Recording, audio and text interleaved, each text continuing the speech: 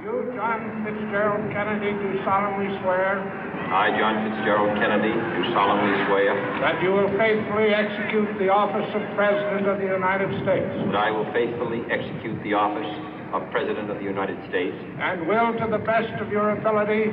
And will, to the best of my ability. Preserve, protect, and defend the Constitution of the United States. Preserve, protect, and defend the Constitution of the United States. So help you God. So help me God.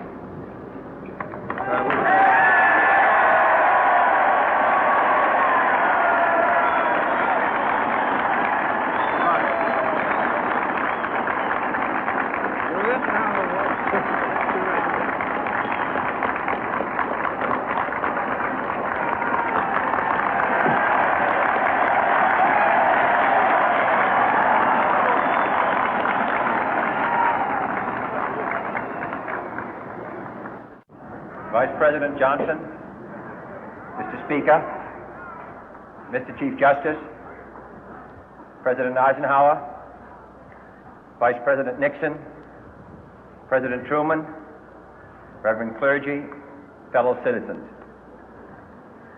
We observe today not a victory of party, but a celebration of freedom, symbolizing an end as well as a beginning, signifying renewal as well as change. For I have sworn before you and Almighty God the same solemn oath our forebears prescribed nearly a century and 3/4 ago.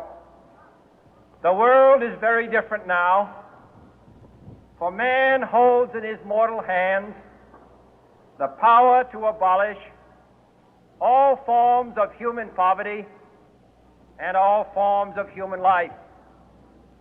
And yet the same revolutionary beliefs for which our forebears fought are still at issue around the globe. The belief that the rights of man come not from the generosity of the state, but from the hand of God. We dare not forget today that we are the heirs of that first revolution. Let the word go forth from this time and place to friend and foe alike that the torch has been passed to a new generation of Americans born in this century, tempered by war, disciplined by a hard and bitter peace, proud of our ancient heritage, and unwilling to witness or permit the slow undoing of those human rights to which this nation has always been committed and to which we are committed today at home and around the world.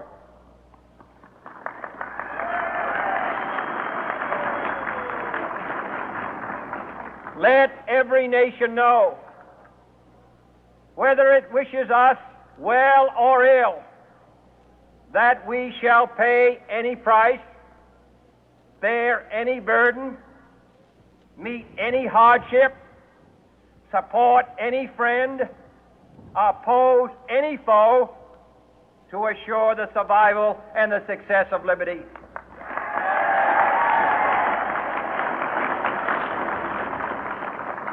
This much we pledge and more.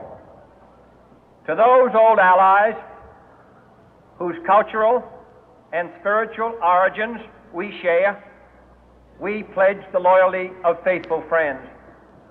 United, there is little we cannot do in a host of cooperative ventures. Divided, there is little we can do, for we dare not meet a powerful challenge at odds and split asunder.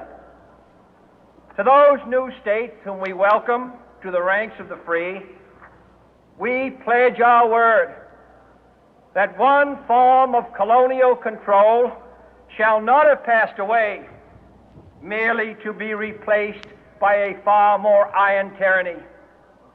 We shall not always expect to find them supporting our view, but we shall always hope to find them strongly supporting their own freedom, and to remember that in the past, those who foolishly sought power by riding the back of the tiger ended up inside.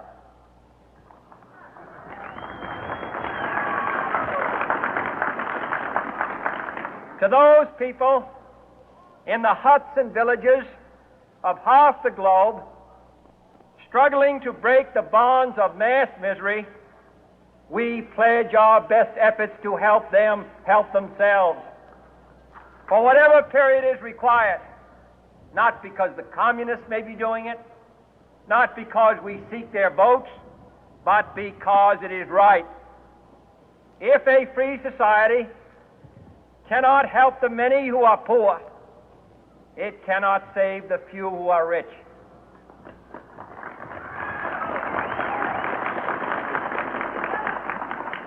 To our sister republics south of our border, we offer a special pledge to convert our good words into good deeds, in a new alliance for progress, to assist free men and free governments in casting off the chains of poverty. But this peaceful revolution of hope cannot become the prey of hostile powers.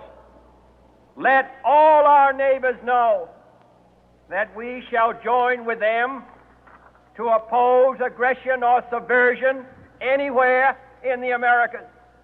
And let every other power know that this hemisphere intends to remain the master of its own house.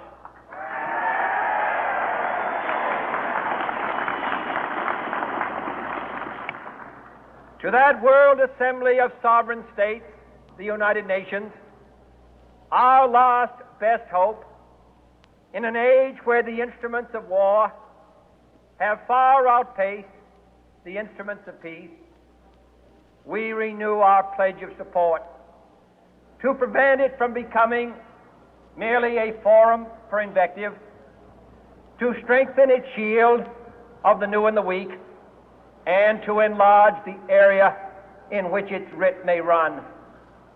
Finally, to those nations who would make themselves our adversary, we offer not a pledge, but a request that both sides begin anew the quest for peace.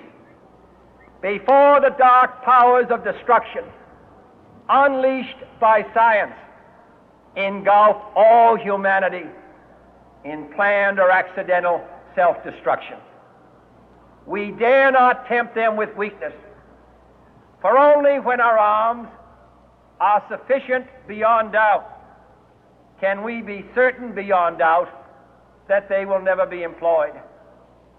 But neither can two great and powerful groups of nations take comfort from our present course, both sides overburdened by the cost of modern weapons, both rightly alarmed by the steady spread of the deadly atom, yet both racing to alter that uncertain balance of terror that stays the hand of mankind's final war. So let us begin anew, remembering on both sides that civility is not a sign of weakness, and sincerity is always subject to proof. Let us never negotiate out of fear, but let us never fear to negotiate.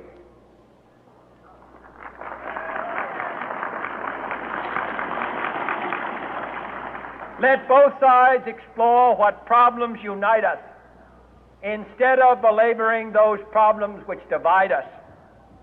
Let both sides, for the first time, formulate serious and precise proposals for the inspection and control of arms, and bring the absolute power to destroy other nations under the absolute control of all nations.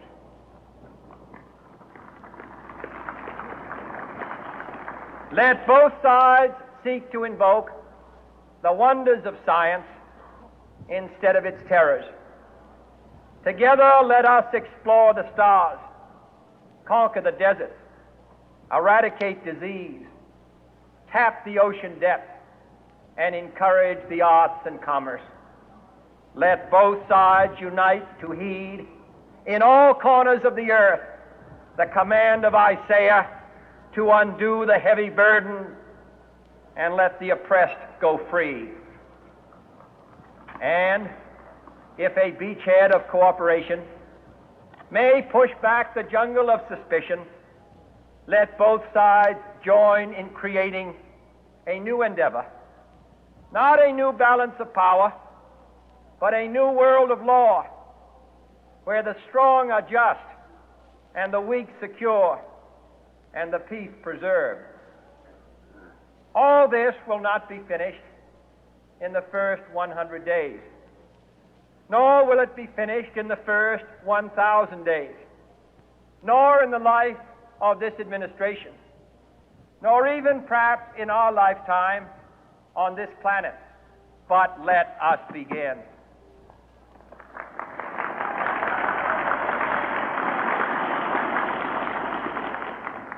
In your hands, my fellow citizens, more than mine, will rest the final success or failure of our course. Since this country was founded, each generation of Americans has been summoned to give testimony to its national loyalty. The graves of young Americans who answered the call to service surround the globe.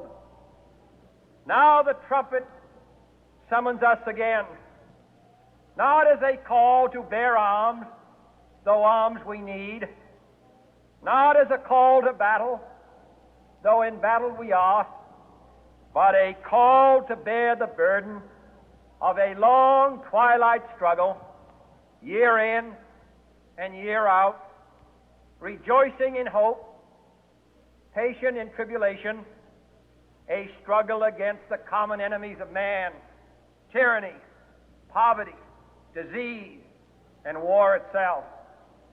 Can we forge against these enemies a grand and global alliance,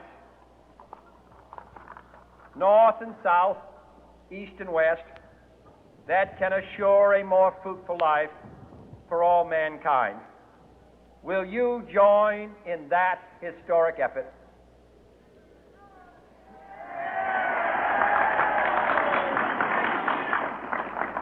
In the long history of the world, only a few generations have been granted the role of defending freedom in its hour of maximum danger.